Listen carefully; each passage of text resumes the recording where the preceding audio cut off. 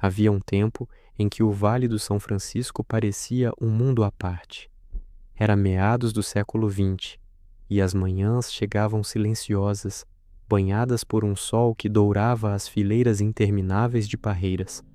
Entre aqueles vinhedos vivia e trabalhava um jovem conhecido por todos apenas como Antônio, o jornaleiro.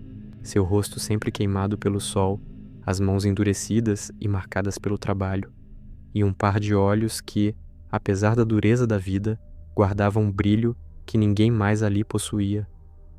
O alojamento onde dormia era apertado, cheio de camas estreitas, cobertores ralos e corpos exaustos que mal descansavam antes do próximo dia. A vida era repetitiva, dura, previsível demais para quem nutria qualquer sonho, mas mesmo assim, o jovem acordava todos os dias, ao primeiro toque das botas, no chão de madeira, tomava um café fraco, com pão duro, e seguia em direção ao campo.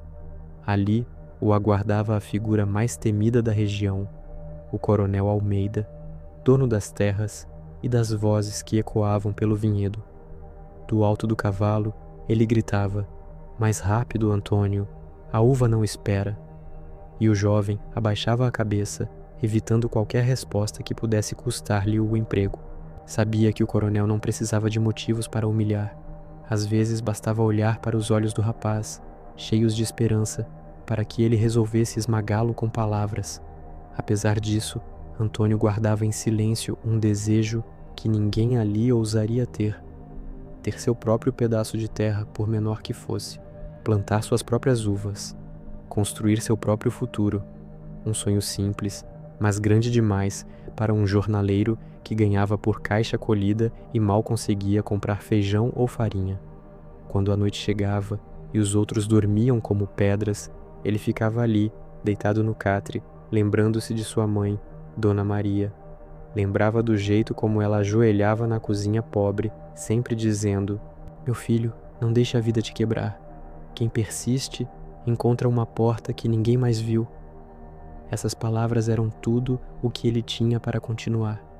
Com o tempo, o coronel percebeu aquele brilho diferente e passou a ridicularizá-lo diante de todos. "Parreiral? Isso é para dono, não para jornaleiro."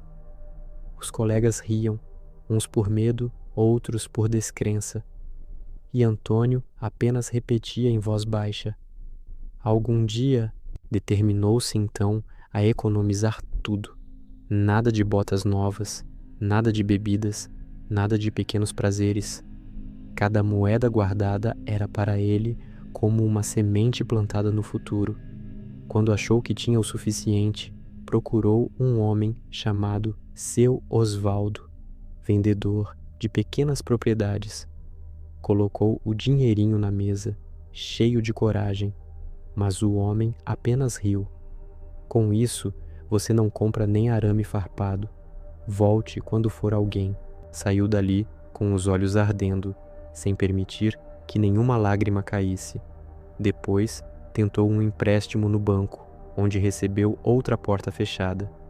"Sem garantia, não há negócio," ouviu, e voltou ao alojamento arrastando os pés.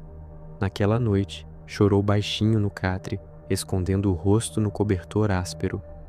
Sentiu-se pequeno, inútil, derrotado, mas entre o desespero, a lembrança da mãe parecia sussurrar: "Mesmo que te fechem todas as portas, continue batendo. Uma delas se abrirá." Com esse alento, o jovem recomeçou. Alugou por quase nada um pedaço de terra abandonado que o velho seu Inácio dizia não servir para plantio nenhum. Era uma faixa morta, rachada, dura como pedra. Mas Antônio acreditou. Trabalhou dia e noite arrancando mato, levantando estacas tortas, carregando água em baldes. Os primeiros brotos até nasceram, mas morreram com a seca, com a água irregular, com os pássaros. O coronel passou ali apenas para rir. "Você nasceu para cortar uva dos outros, não para fazer uva crescer." Ele não respondeu, apenas continuou. Comprou mudas fracas porque era o que podia pagar. Plantou com carinho, regou com cuidado, até que uma geada inesperada destruiu tudo. As folhas amanheceram negras, e naquela noite, sim, ele sentiu o peso da derrota como nunca antes. Ajoelhou-se ao lado do catre e chorou como criança. Meu Deus, só me deu uma porta, uma só. Dias depois, ouviu falar de um lote esquecido perto de um canal antigo. O chão era salgado, pedregoso, ninguém queria. Mas quando Antônio segurou aquele punhado de terra ruim nas mãos, sentiu algo. Um sopro, uma resistência. Se você respira, eu te ajudo, murmurou. Comprou o terreno com suas últimas notas amassadas. Era tudo o que tinha. O dono, seu Reginaldo, entregou a terra quase por compaixão.